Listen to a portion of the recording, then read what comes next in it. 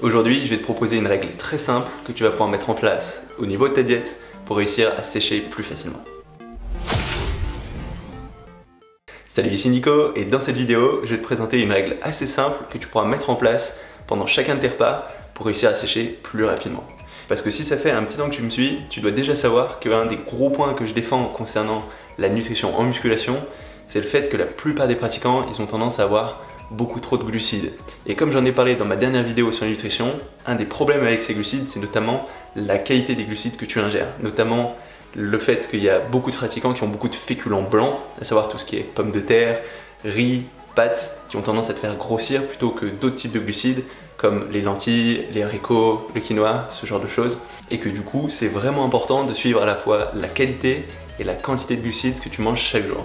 Et je sais que c'est pas forcément évident pour tout le monde, parce que si tu as certaines habitudes, si tu as certains féculents blancs que tu aimes vraiment, ou si par exemple tu manges à la cantine, c'est des choses qui vont pas être forcément évidentes à gérer. Mais dans cette vidéo, je vais te donner une astuce que tu vas pouvoir mettre en place, quelle que soit ta nutrition. Et cette astuce, c'est quelque chose de très simple. C'est tout simplement, à chaque fois que tu vas manger des glucides, de les couper avec des fibres, avec des légumes. Donc je vais t'expliquer exactement pourquoi. Parce que le principal problème avec les glucides, c'est que quand tu vas les manger, ils vont passer dans ton sang progressivement sous forme de sucre, plus ou moins rapidement, et que ce sucre, pour être absorbé par tes cellules, il va avoir besoin d'une hormone appelée l'insuline. Et ton corps, il va produire cette insuline en proportion de la quantité de sucre qui arrive dans ton sang, au fur et à mesure. Puisque quand tu digères un aliment, il va passer petit à petit sous forme de sucre dans ton sang. Plus cet aliment va avoir un indice glycémique élevé, plus ça va passer vite dans ton sang.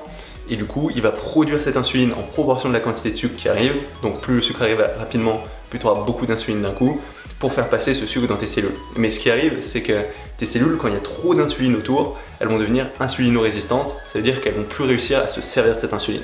Concrètement, ça veut dire que quand tu vas avoir trop d'insuline dans ton sang, le sucre il va plus réussir à passer dans tes cellules pour que ton corps puisse s'en servir.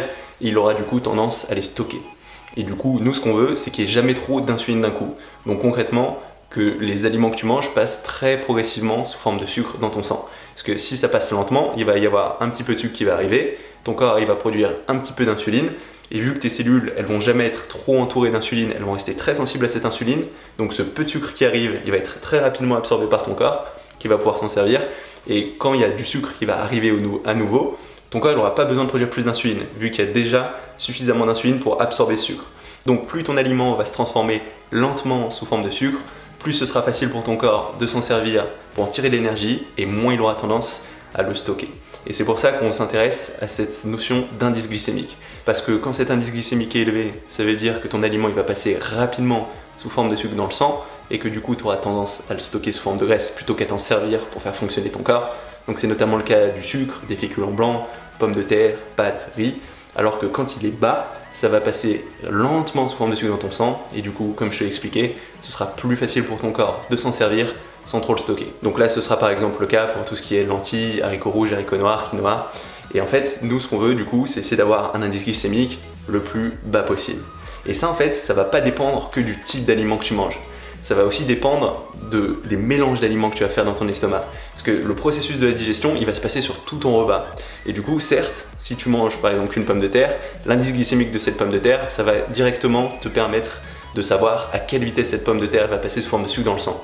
Mais si tu manges cette pomme de terre avec des fibres, ton corps il va digérer l'ensemble. Et le fait d'avoir des fibres dedans, d'avoir des légumes, ça va largement ralentir la digestion. Et en fait, ce que tu vas faire, c'est artificiellement diminuer l'indice glycémique de ton repas total en rajoutant des choses qui vont ralentir la digestion. Et c'est exactement ce rôle que vont avoir les fibres, que vont avoir tous les légumes verts qu'il faut que tu manges en même temps que tes glucides. Ça va systématiquement ralentir ta digestion, donc ralentir la vitesse à laquelle ce que tu manges va passer sous forme de sucre dans ton sang, et du coup tu auras plus tendance à t'en servir comme source d'énergie plutôt qu'à le faire stocker.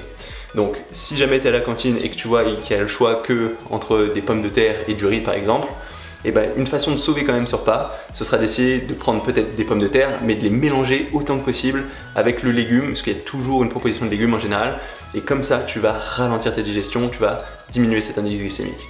Donc si jamais tu as l'habitude de manger beaucoup de glucides, ou si jamais tu n'as pas vraiment le choix sur la quantité de glucides que tu peux manger, essaye tout simplement de rajouter des légumes à chacun de tes repas. Ça va largement ralentir la digestion, ça va largement diminuer l'indice glycémique et ça va t'aider à te servir de cette énergie plutôt qu'à la stocker.